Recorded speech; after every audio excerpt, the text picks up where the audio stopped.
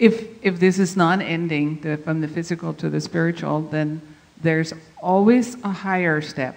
There always has to be then a higher step. That's exactly right. Right? There's always some place to go yet. So the experiences, we always reach for more, or a higher experience. The next grandest version of the next grandest version. Right? That's right. Yeah. It's hard to imagine that will never end. You know. Oh my! It's not hard to imagine for me at all. Well, because as soon as even if you got to the fullness of a particular idea about yourself, like let's say a Christ, just as an example, or Muhammad, or right. pick a master, any master, right. pick a card, any card, the Buddha or whatever. So the Buddha says, okay, I got to the highest. Now what's next? I got to Buddhahood. I made it to enlightenment.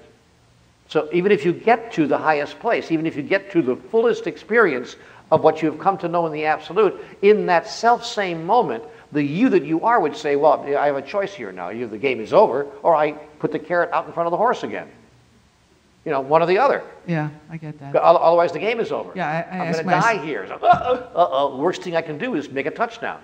Even when things are very content and happy and beautiful. I think, what's next? What's next? Of course. When things are very content and beautiful and happy, that lasts for about 14 minutes. And then you're like, bored. Why do you suppose you create all the problems in your life that you do create? See? It's like, because even happiness can be boring. I got that. I'm just now reading Home with God, and where you were astounded that you wouldn't want to stay at that union, like there at the core. Absolutely not. You wouldn't want to stay there. And no. I got it, because the answer was that eventually you have no contrast anymore. Of course. You lose yourself. So okay, we'll get.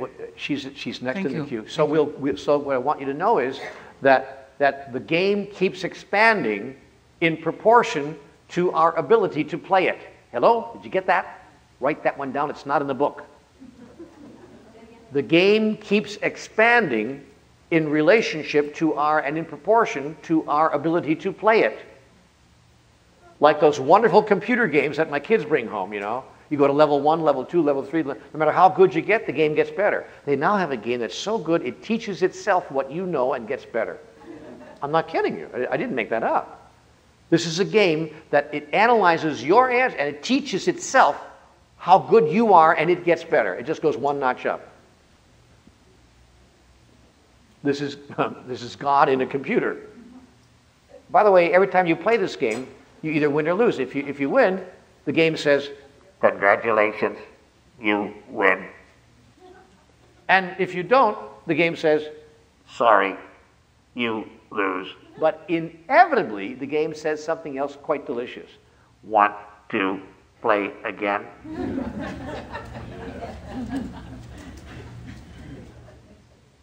God in a computer. And that's what will happen. That's what will happen to you. God in a computer. Want to play again? And it's endless. Thank God. It never stops. All right, Joanne, and then over to Doopy-Doop, and then back here, and then we take our morning break. Yes, Joanne. Okay, I'm going to backtrack a little bit. And all right. If, to your example Talk of your right brother, into it, Joanne. Yeah, your example of your brother. If happiness comes from within, how could you be in a job like that and not be happy? Because you don't know happiness comes from within. You think because you think happiness is exterior. But it's not. Excuse me, talking to the mic. But it's not. What's not? Happiness is not out there.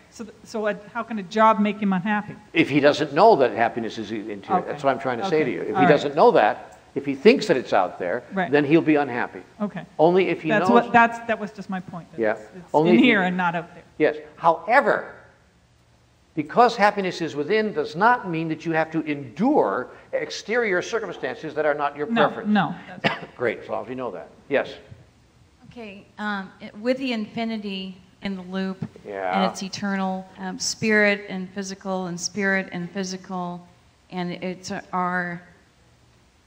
it's our right to pursue happiness, and we get happiness because we choose happiness.